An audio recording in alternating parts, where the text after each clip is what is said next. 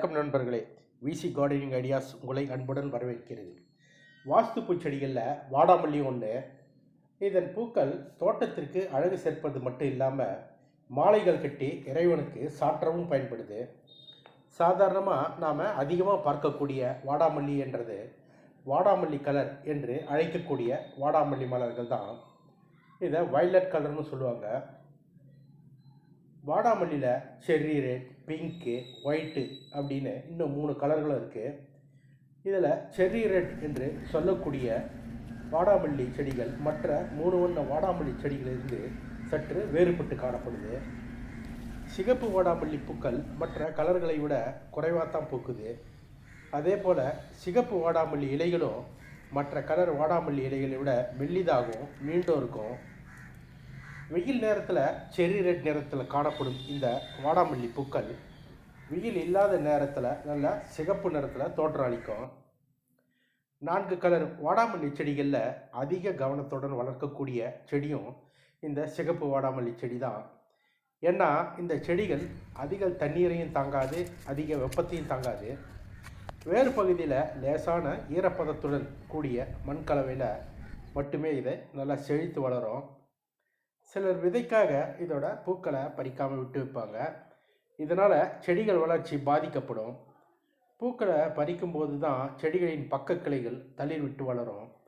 Cherry நிறத்தில் உள்ள இந்த பூக்களை அணில் மற்றும் பறவைகள் பழம்னு நினைத்து அதை கொத்தி அந்த பூக்களுக்கு பாதிப்பை ஏற்படுத்துது. எங்கள் தோட்டத்து வாடாமல்லி செடிகளில் அதனால் பல பாதிப்பு ஏற்பட்டிருக்கு. எங்கள் தோட்டத்து சிகப்பு வாடாமல்லி செடிகளுக்கு பூக்கும் சமயத்தில் நாங்கள் வலைகளை வைத்து இதை பாதுகாப்பதும் உண்டு.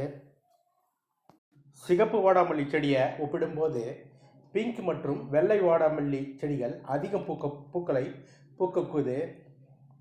இதை ஒரு செடியிலேயே பல நூற்றுக்கணக்கான பூக்களை பூக்கும். எங்கள் மாடி தோட்டத்தில் இவை அதிகம் பூக்கிறதுனால மாலைகள் கட்டி சுவாமி படங்களுக்கு போடுறோம். அதிலும் பிங்க் வாடாமல்லி பூக்களோட துளசி இலைகளையும் சேர்த்து மாலை கட்டினா ரொம்ப அழகாக இருக்கும்.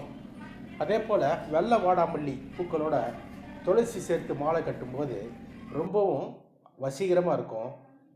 மாலைகள் கட்ட வாடாமல்லி பூக்களை பறிக்கும்போது அதோட காம்புகளில் இருந்து 2 அல்லது 3 அங்குல நீளம் இருக்குமாறு நம்ம பார்த்து பறிக்கணும். காம்புகள் இந்த அளவு நீளமாக இருந்தால் தான் மாலை பருமனாக தெரியும்.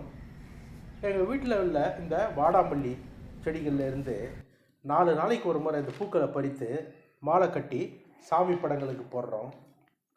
இந்த மாலைகள் அடுத்த மாலை ரெடியாகும் வர வாடாமல் இருக்கும்.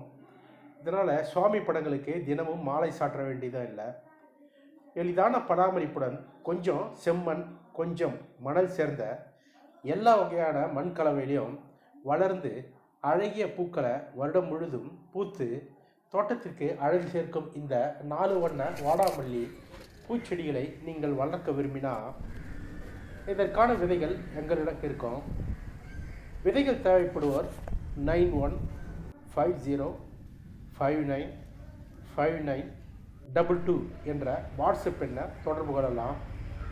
இந்த 4 வண்ண வாடாமல்லி விதைகள் இந்தியா முழுவதும் நாங்கள் பதிவு தபாலில் அனுப்பி வைக்கிறோம். இந்த 4 வண்ண விதைகள் ஒரு கலர் பாக்கெட் 60 ரூபா விலைக்கும் நாங்கள் கொடுக்குறோம். தேவைப்படுறவங்க மேற்சொன்ன வாட்ஸ்அப் எண்ணில் காண்டாக்ட் பண்ணி விதைகளை நீங்கள் வாங்கி செடிகளை வளர்க்கலாம். சிகப்பு வாடாமல்லி செடி பற்றியும் அதன் வளர்ப்பு பற்றியும் அதன் பூக்கள் பற்றியும் நாம் தெரிவித்துள்ள கருத்துக்கள் உங்களுக்கு பயனளிக்கும்னு நினைக்கிறேன். இந்த வீடியோ பிடிச்சிருந்தா லைக் பண்ணுங்கள், ஷேர் பண்ணுங்கள், சப்ஸ்கிரைப் பண்ணுங்கள். மீண்டும் ஒரு பயனுள்ள வீடியோவில் சந்திக்கிறேன். நன்றி, வணக்கம்.